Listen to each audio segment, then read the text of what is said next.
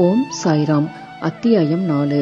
அத்தியாயம் 4 உள்ள தலைப்புகள்: சீரடிக்கு சாயிபாபாவின் முதல் விஜயம், ஞானிகளின் வருகை, சீரடி ஒரு புண்ணிய தீர்த்தம், சாயிபாபாவின் தோற்றம், கௌலிபுவாவின் கருத்து, விட்டலின் பிரசன்னம், சீர்சாகரின் கதை, பிரயாகையில் தாஸ்கனுவின் குளியல், சாயிபாபாவின் அயோனி ஜன்மமும் அவரின் முதல் சீரடி விஜயமும், 3 சத்திரங்கள். முந்தைய அத்தியாயத்தில் சாயி சத் சரிதத்தை எழுத தூண்டிய சூழ்நிலைகளை விவரித்தேன். இப்போது ஷீரடிக்கு சாயிபாபாவின் முதல் விஜயம் பற்றி கூறுகிறேன். ஞானிகளின் வருகை. கீதையில் கண்ணபிரான் கூறுகிறார். அத்தியாயம் 4, ஸ்லோகம் 7-8. தர்மம் அழிந்து அதர்மம் தலையெடுக்கும் போதெல்லாம் என்னை நானே அவதரித்துக் கொள்கிறேன். நல்லோரை காத்து தீயோரை அழிக்க யுகந்தோறும் அவதரிக்கின்றேன். இதுவே பகவானின் அவதார நோக்கம். பகவானின் சார்பாக ரிஷிகளும் ஞானிகளும் இப்பூவுலகில் தக்க தருணத்தில் தோன்றி அவதார நோக்கம் நிறைவேறும் முகமாக தமக்கே உரித்தான முறையில் உதவி செய்கிறார்கள்.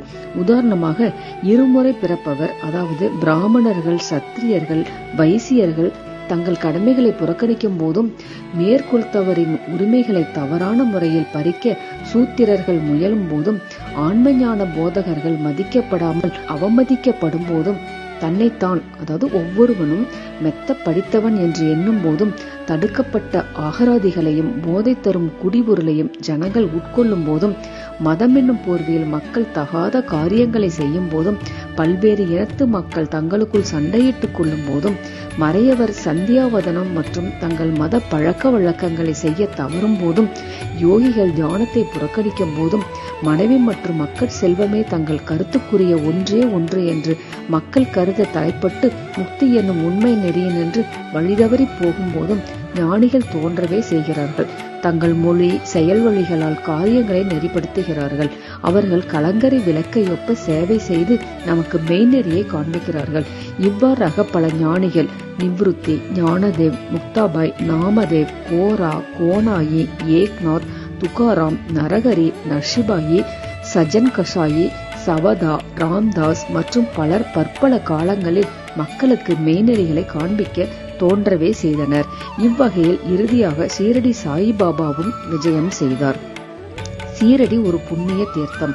அகமத் நகர் ஜில்லாவில் உள்ள கோதாவரி ஆற்றங்கரை மிகவும் அதிர்ஷ்டம் படைத்ததாகும். ஏனில் அது அநேக ஞானிகளை ஈன்றும் புறந்தும் அடைக்கலம் கொடுத்தும் இருக்கிறது. அவர்களுள் முக்கியமானவர் ஞானேஸ்வர். ஷீரடியும் அகமத் நகர் ஜில்லாவில் உள்ள கோபர்காவன் தாலுகாவில் தான் இருக்கிறது. கோபர்காவனில் உள்ள கோதாவரி ஆற்றை கடந்தவுடன் நீங்கள் சீரடிக்குள்ள வழியை அடைகிறீர்கள். 9 மைல்கள் சென்றதும் நீம்காவன் அடைகிறீர்கள். அவ்விடத்தில் நின்று சீரடி தெரிகிறது. கிருஷ்ணா ஆற்றங்கரையிலுள்ள கனகாபூர், நரசிம்ஹவாடி, ஔதும்பர் போன்ற பல மற்ற புண்ணிய சேத்திரங்களைப் போன்று சீரடியும் அறிமுகமானதும் புகழ்பெற்றதும் ஆகும். தாமாஜி செலுத்தி விளங்கியதும் ஆசீர்வதித்துமான பண்டரிபுரத்து அருகில் உள்ள மங்கள் வேடாவை போன்றும், சமர்த்த ராம்தாஸ் சஜ்ஜன் கட்டில் விளங்கியதை போன்றும், நரசிம்ஹ சரஸ்வதி நரோபாச்சிவாடியில் விளங்கியதை போன்றும் சாய்நாத் சீரடியில் செலுத்தி விளங்கி அங்கை வாழ்த்தினார். சாயிபாபாவின் சத்துவ குணம். சாயிபாபாவின் சத்துவ குணரூபம். சாயிபாபாவினால் சீரடி முக்கியத்துவம் பெற்றது.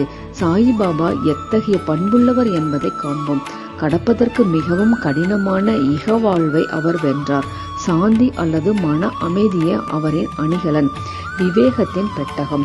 அவர் வைணவ அடியார்களின் தாயகம் ஆவார். அவர் கர்ணனையொப்ப வள்ளல்களுள் எல்லாம் தலை சிறந்த வள்ளலாக விளங்கினார். சாராம்சம் அனைத்து நின்றும் பெற்ற சாராம்சமாகவும் இருந்தார். அவருக்கு அழியும் பொருட்கள் மீது ஆசை இல்லை. அவருடைய ஒரே ஈடுபாடான ஆன்ம உணர்விலேயே எப்போதும் கவரப்பட்டார். இவ்வுலக பொருட்களிலோ அல்லது இவ்வுலகை கடந்தவற்றிலோ அவர் மகிழ்ச்சி அடையவில்லை. அவரின் அந்தரங்கம் ஒரு கண்ணாடி போன்று தூய்மையானது. அவரின் மொழிகள் எப்போதும் அமுதத்தை பெய்தன. பணக்காரர், ஏழை யாவரும் அவருக்கு ஒன்றே. புகழ்ச்சி, இகழ்ச்சி இவற்றை அவர் அறிந்திருக்கவில்லை அல்லது மதிக்கவில்லை. அவரே எல்லா உயிர்கட்கும் இறைவன் ஆவார். அவர் சரளமாக பேசி அனைவருடனும் பழகினார். நடிப்பையே தொழிலாக கொண்ட குமரிகளின் நடிப்பையும் நாட்டியத்தையும் கண்டார். கஜல் பாடல்களை கேட்டார். ஆயினும் இம்மியளவும் சமாதி நிலையிலிருந்து அவர் விலகவில்லை. அல்லாவின் நாமம் எப்போதும் அவர் நாவில் இருந்தது. இவ்வுலகம் விழித்திருக்கும் போது அவர் தூங்கினார். இவ்வுலகம் தூங்கும் போது அவர் சுறுசுறுப்பாய் இருந்தார். ஆழ்ந்த கடலையொப்ப அவர் மனம் அமைதியாய் இருந்தது. அவரது இருப்பிடம் தீர்மானிக்க இயலாததாய் இருந்தது மற்றும் அவர் செய்கைகள் நிச்சயமாக புரிந்து கொள்ள இயலாததாய் இருந்தது. அவர் ஓரிடத்தில் வாழ்ந்தார் எனினும் இவ்வுலகின் நடவடிக்கைகள் அனைத்தையும் அவர் அறிவார். அவரின் தர்பார் கவர்ச்சிகரமானது. தினந்தோறும் நூற்றுக்கணக்கான கதைகளை திருவாய் மலர்ந்தார். ஆனாலும் மௌன விரதத்திலிருந்து இம்மியளவும் பிறழவில்லை. மசூதியில் உள்ள சுவரின் மீது எப்போதும் சாய்ந்து கொண்டிருந்தார். அல்லது காலை, மதியம், மாலை இவ்வேளைகளில் லெண்டி, அதாவது பூந்தோட்டம், சாவடி, சயன அறை ஆகியவற்றை நோக்கி நடந்து கொண்டிருந்தார். எப்போதும் ஆன்ம உணர்வில் கருத்துள்ளவராகவே இருந்தார். சித்தராயினும் சாதகரை போன்று நடித்தார். அவர் எளிமையாகவும் தாழ்மையாகவும் அகங்காரம் மற்றும் இருந்து எல்லோரையும் மகிழ்வித்தார். இவரே நமது சாயிபாபா. ஷீரடி மண் சாயிபாபாவின் திருவடிகளால் மிதிப்பட்டதால் அசாதாரண முக்கியத்துவம் பெற்றது. ஆலந்தியை ஞானேஸ்வரும் பைடனை ஏக்நாத்தும் உயர்த்தியதையொப்ப ஷீரடியை சாயி உயர்த்தினார். ஷீரடியின் புல்லின் அரும்புகளும் கற்களும் ஆசீர்வதிக்கப்பட்டவைகள். ஏனெனில் அவைகள் எளிதாக சாயியின் திருவடிகளை முத்தமிட முடியும். திருவடி தூளிகளை தமது தலையில் ஏற்றுக்கொள்ள முடியும். நமது அடியவர்களுக்கு ஷீரடி மற்றும் ஒரு பண்டரிபுரம், ஜெகநாதம், துவாரகை, காசி, ராமேஸ்வரம், பத்ரி, கேதாரம், நாசிக், திரம்பகேஸ்வரம், உஜ்ஜயினி, மகாகாலேஸ்வர் அல்லது மகாபலேஸ்வர கோகர்ணம் போன்று ஆகியது. ஷீரடியில் சாயிபாபாவுடன் தொடர்பு கொள்வதே நமது வேதமும் தந்திரமும். அஃதும் இவ்வுலக உணர்வை தனித்து தன்னுணர்வை எளிதில் வழங்குகிறது. சாயி பாபாவின் தரிசனமே நமது யோக சாதனம். அவருடன் பேசுவது நமது பாவங்களை கழித்துறச் செய்யும். அவரின் திருவடிகளுக்கு நறுமண எண்ணெய் தேய்ப்பது நமது திரிவேணி பிறையாக நீராடல். அவரின் திருவடி தீர்த்தத்தை அருந்துவதனால் நமது ஆசைகள் அற்றுவிடும். அவரின் ஆணையே வேதம். அவர் உதியையும் திருநீற்றுச் சாம்பல் பிரசாதத்தையும் உன்னலே எல்லாவற்றையும் தூய்மையாக்கும். நமக்கு ஆறுதல் அளித்த அவரே நமது கிருஷ்ணர், ராமர். அவரே நமது பரபிரம்மம். அவர் தாமே மாறுபட்ட இரு வினைகளுக்கு அப்பாற்பட்டவராய் தாழ்த்தப்படாமலும் உயர்த்தப்படாமலும் இருந்தார். எப்போதும் ஆன்மாவில் சத்து சித்து ஆனந்தமாக கவரப்பட்டார். அவரின் இருப்பிடம் ஷீரடி ஆனாலும் அவரின் செயல் இலக்குகள் பரந்த பஞ்சாப், கல்கத்தா, வட இந்தியா, குஜராத், தக்காணம், கன்னடம் ஆகியவற்றையும் விரிந்திருந்தது. இவ்வாறாக திக்கெட்டும் நெடுந்தூரம் சாயியின் புகழ் பரவி எல்லா பகுதிகளிலிருந்தும் அடியவர் திருக்கூட்டம் அவரின் தரிசனத்தையும் ஆசீர்வாதத்தையும் பெறுவதற்காக வந்தது. அவருடைய தரிசனம் ஒன்றினாலேயே மக்களின் மனம் சுத்தமாக இருப்பினும் இல்லாவிட்டாலும் கணத்தில் அமைதியடையும். பண்டரிபுர விட்டல் ரகுமாயை சேவித்த அதே ஈடு இணையற்ற மகிழ்ச்சியை அவர்கள் பெற்றார்கள் என்றால் அது மிகையாகாது. இது போன்ற ஓர் அடியவர் சொல்வதை கேளுங்கள். கௌலிபுவாவின் பிரகடனம். ஏறக்குறைய 95 வயதுடைய கௌலிபுவா என்னும் ஒரு பக்தர் பண்டரிபுரத்துக்கு வருடந்தோறும் சென்று வருபவர். அவர் பண்டரிபுரத்தில் 8 மாதங்கள் தங்கியிருந்தார். கங்கை கரையில் ஆடி மாதத்திலிருந்து கார்த்திகை வரை 4 மாதங்கள் தங்கினார். மூட்டைகளை சுமப்பதற்காக ஒரு கழுதையை தன்னுடனும் ஒரு சீடனை துணைவராகவும் வைத்திருந்தார். ஒவ்வொரு ஆண்டும் தனது பண்டரிபுர விஜயத்தை செய்துவிட்டு ஷீரடிக்கு தான் மிகவும் அன்பு செலுத்திய சாயிபாபாவை பார்க்க வருவார்.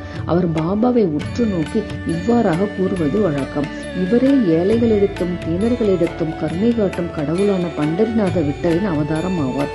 கௌலிபுவா விட்டலின் உரிய அடியவர். பண்டரிக்கு அநேக முறை விஜயம் செய்தார். சாய்பாபா பண்டரிநாதரே என்பதை பிரகடனம் செய்தார். விட்டல் தாமே தோன்றினார். இறைவனது நாமத்தை நினைத்துக் கொண்டிருத்தலிலும் பாடுதலிலும் சாயிபாபா மிகவும் விருப்பம் உள்ளவர். அவர் எப்போதும் அல்லா மாலிக், அதாவது இறைவனே எஜமானர் என்றார். தமது முன்னிலையில் மற்றவர்களை கடவுளது நாமத்தை இரவும் பகலும் தொடர்ந்து 7 நாட்கள் பாடும்படி செய்தார். இதற்கு நாம சப்தாகம் என்று பெயர். ஒருமுறை அவர் தாஸ்கனு மகாராஜை நாம சப்தாகம் செய்யும்படி கூறினார். 7வது நாளின் முடிவில் விட்டல் பிரசன்னமாவதற்கு உறுதியளித்தால்தான் அதை செய்வதாக அவர் கூறினார். அதற்கு பாபா தமது நெஞ்சின் மேல் கை வைத்து நிச்சயம் விட்டல் பிரசன்னம் ஆவார் என உறுதியளித்து, ஆனால் அந்த பக்தன் ஊக்கமுடையவனாகவும் பக்தி உடையவனாகவும் இருக்க வேண்டும் என்று கூறினார். தாகூர்நாத்தின் தங்கபுரி, விட்டலின் பண்டரி, ரஞ்சோடின் அதாவது கிருஷ்ணனின் துவாரகை எல்லாம் இங்கே ஷீரடியில் இருக்கின்றன. துவாரகையை பார்க்க எவரும் வெகு தூரம் செல்ல வேண்டியதில்லை. இவ்வாறாக அன்பாலும் பக்தியாலும் பக்தன் பொங்கிக் கொண்டிருக்கும் போதுதான் விட்டல் தாமே இங்கு ஷீரடியில் பிரசன்னம் ஆவார். சப்தாகம் பூர்த்தியானதும் விட்டல் கீழ்கண்ட விதமாக பிரசன்னமாகவே செய்தார். வழக்கம் போல குளித்து முடித்த பின் காகா சாஹேப் தீட்சித் தியானத்தில் அமர்ந்திருந்தார். அவர் ஒரு காட்சியில் விட்டலை கண்டார். மத்தியானம் பாபாவின் தரிசனத்துக்காக சென்றபோது பாபா ஐயமர அவரை நோக்கி, விட்டல் பாடில் வந்தாரா? நீர் அவரை கண்டீரா?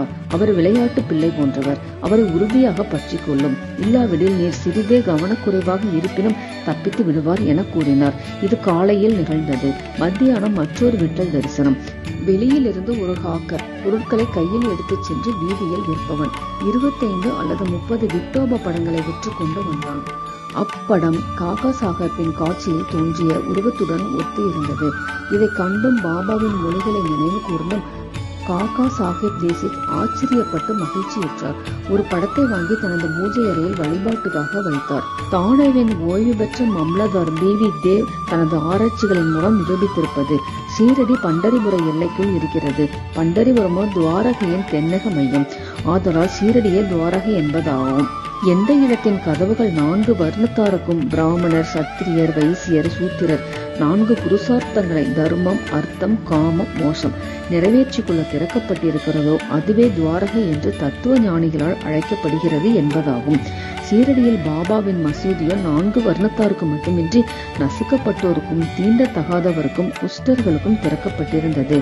ஆகவே அது துவாரகை என்று மிக பொருத்தமாகவே பெயரிடப்பட்டுள்ளது. பகவந்த் ராவ் சூர்சாகரின் கதை. பகவந்த் ராவ் சூர்சாகரின் கதை பாபா விட்டல் வழிபாட்டில் எவ்வளவு ஆர்வம் உள்ளவராக இருந்தார் என்பதை எடுத்து காட்டுகிறது. பகவத் ராவின் தந்தையார் விட்டோபாவின் பக்தர். பண்டரிபுரத்துக்கு வருடாந்திர பயணம் செய்யும் பழக்கம் உடையவர். தமது வீட்டிலும் விட்டோபாவின் உருவம் வைத்து அவர் வழிபட்டார். அவர் இறந்த பின் அவரது மகன் வருடாந்திர பயணம், வழிபாடு, சார்த்தம் முதலியவை அனைத்தையும் நிறுத்திவிட்டார்.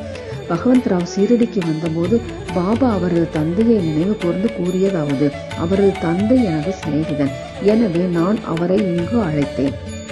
அவர் நைவேத்தியம் படைக்காது விட்டலையும் எண்ணெயும் பட்டினி போட்டார். எனவே அவரை நான் இங்கு கொணர்ந்தேன். அவருடன் வாதாடி வழிபாடு செய்ய வைப்பேன். தாஸ்கனுவின் பிரயாகை குளியல். கங்கையும் யமுனையும் சந்திக்கும் இடத்தில் உள்ள பிரயாகை என்னும் முக்கிய நதியில் ஸ்நானம் செய்வது மிகவும் பாக்கியமானது என்று ஹிந்துக்கள் நினைக்கிறார்கள். ஆயிரக்கணக்கான யாத்ரீகர்கள் குறிப்பிட்ட காலங்களில் புண்ணிய ஸ்தானத்திற்காக அவ்விடம் செல்கிறார்கள். ஒருமுறை தாஸ்கனு தான் ஸ்நானம் செய்வதற்காக பிரயாகை போக வேண்டும் என்று நினைத்தார். பாபாவிடம் அங்கனமே செய்வதற்கு அனுமதி வேண்டி வந்தார். பாபா அவருக்கு சொல்லிய பதில், அவ்வளவு தூரம் போக வேண்டிய அவசியம் இல்லை, நமது பிரயாகை இங்கேயே இருக்கிறது, என்னை நம்பு என்றார். அப்போது ஆச்சரியத்திலும் ஆச்சரியம். தாஸ்கனு தனது தலையை பாபாவின் அடிகளில் வைத்ததும் கங்கை, யமுனை ஆறுகளின் புனித நீர் பாபாவின் 2 கார்கட்டை விரல்களிலிருந்து சீராக வெளிப்பட்டது. இவ்வாச்சரியத்தை கண்ணுற்ற தாஸ்கனு அன்பு, ஆழ்ந்த மரியாதை உணர்ச்சியால் பெரிதும் கவரப்பட்டார். அவர் கண்கள் நீரால் நிறைந்தன. அந்தரங்கத்தில் அவர் உணர்ச்சியால் உந்தப்பட்டார். அவருடைய பேச்சு பாபாவின் புகழையும் அவரின் லீலைகளையும் குறிப்பிடும் கவிதையாக பொங்கி வெளிப்பட்டது. சாயிபாபாவின் அயோனி ஜென்மமும் அவரின் முதல் சீரடி விஜயமும். சாயிபாபாவின் பெற்றோர், பிறந்த இடம் இவற்றை பற்றி ஒருவருக்கும் தெரியாது. பல விசாரணைகள் செய்யப்பட்டன. பாபாவிடமும் மற்றவர்களிடமும் பல கேள்விகள் கேட்கப்பட்டன. ஆனால் திருப்தியான பதிலோ செய்திகளோ இதுவரை கிடைக்கவில்லை. வழக்கத்தில் இவைகளை பற்றி நமக்கு ஒன்றும் தெரியாது. சாதாரண மனிதர்களை ஒப்ப நாமதேவ், கபீர் முதலியோர் பிறக்கவில்லை. அவர்கள் சிசுக்களாக முத்துக்களின் தாயினிடத்தில் ஆற்றில் காணப்பட்டார்கள். நாமதேவ் கோணாயினால் பிரம்ராதி ஆற்றிலும், கபீர் தமால் என்பவரால் பாகீரதி ஆற்றிலும் கண்டெடுக்கப்பட்டார்கள். சாயிபாபாவின் விஷயம் அதை ஒத்ததாகும். பக்தர்களுக்காக ஒரு வேப்ப மரத்தடியில் 16 வயது இளைஞனாக தாமே முதலில் தோன்றினார். அப்போதே பிரம்ம ஞானத்தால் நிரம்பியவராக காணப்பட்டார். கனவிலும் இவ்வுலக பொருட்களின் ஆசை அவருக்கு இல்லை. மாயையை அவர் உதைத்து தள்ளினார். முக்தி அவர் தம் காலடியில் பணி செய்தது.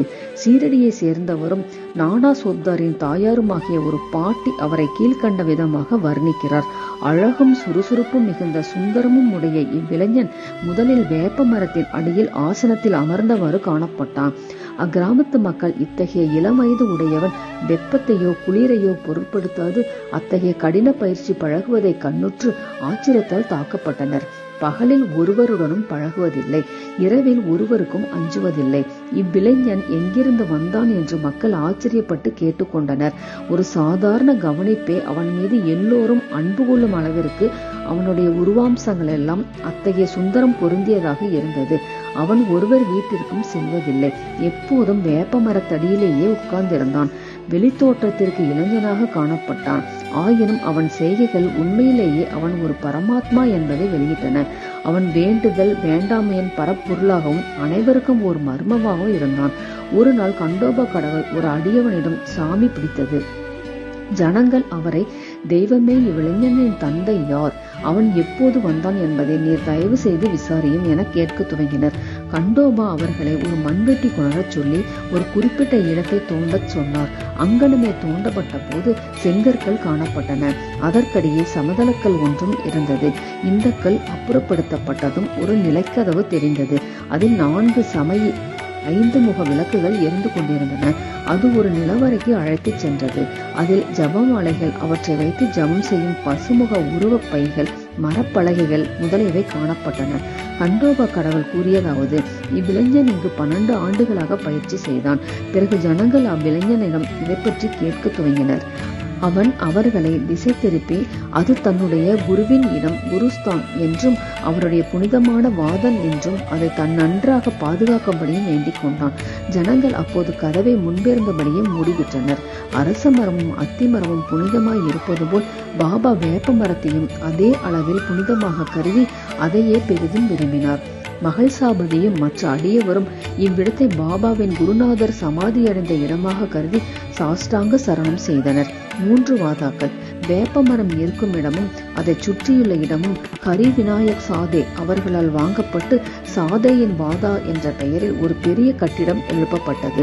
அங்கு திரண்ட புனித யாத்ரீகர்களுக்கு அது ஒன்றே தங்கும் இடமாய் இருந்தது. ஒரு பார் வேப்ப மரத்தை சுற்றி கட்டப்பட்டது. தங்கும் இடமும் படிக்கட்டுகளுடன் அமைக்கப்பட்டது. படிக்கட்டுகளின் அடியில் ஒரு இருப்பிடம் இருக்கிறது. பக்தர்கள் அம்மேடையில் வடக்கு நோக்கி அமர்கிறார்கள். வியாழன் வெள்ளிக்கிழமைகளில் மாலை நேரங்களில் அங்கு வாசனை பொருட்களை எரிப்பவர்கள் கடவுள் கிருபையால் மகிழ்ச்சியுடன் இருப்பர். இந்த வாத பழமையானது, உதிர்த்து கொட்டும் தன்மை உடையதாகவும் பழுது பார்க்க வேண்டியதாகவும் இருந்தது. அதற்கு தேவையாய் இருந்த பழுது பார்க்க வேண்டியவை, சேர்க்க வேண்டியவை மாறுபாடுகள் எல்லாம் சமஸ்தானத்தால் செய்யப்பட்டன. சில ஆண்டுகளுக்கு பின் தேசிக் என்ற பம்பாய் வக்கீல் இங்கிலாந்து சென்றிருந்தார். அங்கு நேரிட்ட ஒரு விபத்தில் தனது காலை முறித்துக் கொண்டார். இக்காயம் எந்த விதத்திலும் குணப்படும் வழியை காணவில்லை. நானா சாஹிப் சாந்தோகர் சாய்பாபாவிடம் முயற்சிக்கும்படி அறிவுறுத்தினார். எனவே அவர் 1909 சாய்பாபாவை கண்டு தனது கால் ஊனத்தை விட தனது மன ஊனத்தை குணமாக்கும்படி வேண்டிக் கொண்டார். சாயி பாபாவின் தரிசனத்தால் மகிழ்ச்சியுற்று சீரடியிலேயே தங்கிவிட முடிவு செய்தார். எனவே தனக்காகவும் அடியவர்களுக்காகவும் ஒரு வாதாவை எழுப்பினார். 10/2/1910 அன்று அக்கட்டிடத்திற்கு அஸ்திவாரம் இடப்பட்டது. இந்த நாளில் மற்ற 2 முக்கிய சம்பவங்கள் நிகழ்ந்தன. தாதா சாஹிப் கபர்டே தனது வீடு திரும்புவதற்கு அனுமதி அளிக்கப்பட்டார். சாவடியில் இரவு ஆரத்தி தொடங்கியது. இந்த வாதா கட்டி முடிக்கப்பட்டு 1911 ராமநவமி தினத்தில் உரிய மரியாதைகளுடனும் சம்பிரதாயங்களுடனும் பிரவேசம் செய்யப்பட்டது. நாக்பூரை சேர்ந்த புகழ்பெற்ற லட்சாதிபதியான கூட்டி அவர்களால் மற்றொரு வாதா அல்லது அரண்மனை மாளிகையும் எழுப்பப்பட்டது. ஏராளமாக பணம் இக்கட்டிடத்திற்கு செலவிடப்பட்டது. ஏனெனில் சாயிபாபாவின் உடல் இவ்விடத்தில்தான் அடக்கம் செய்யப்பட்டு இருக்கிறது. இது தற்போது சமாதி மந்திர் என்று வழங்கப்படுகிறது. இவ்விடத்தில் பாபா தண்ணீர் விட்டு கவனித்து வந்த ஒரு பூந்தோட்டம் இருந்தது. முன்னர் ஒன்றுமே இல்லாத இடத்தில் 3 வாதாக்கள் எழும்பின. இவை எல்லாவற்றிலும் ஆரம்ப காலத்தில் அனைவருக்கும் சாதாவின் வாதாவே நிரம்ப பயன்பட்டது. பாமன் தாத்தியாவின் உதவியுடன் சாய்பாபா கவனித்த தோட்டத்தின் கதை, சாயிபாபா சீரடியில் தற்காலிகமாக இல்லாதிருந்து சாத்பாடிலின் கல்யாண ஊர்வலத்துடன் மீண்டும் வருகை, தேவிதாஸ், ஜானகிதாஸ், கங்காகீர் இவர்களின் பழக்கம், முஹிதீன் நம்போலியுடன் பாபாவின் மல்யுத்த போட்டி, மசூதியின் இருப்பிடம், டேங்க்லே மற்ற அடியவர்களின் அன்பு மற்ற பிற விஷயங்கள் அடுத்த அத்தியாயத்தில் விளக்கப்படும். ஸ்ரீ சாயியை பணிக அனைவருக்கும் சாந்தி நிலவட்டும். ஓம் சாய்ராம்.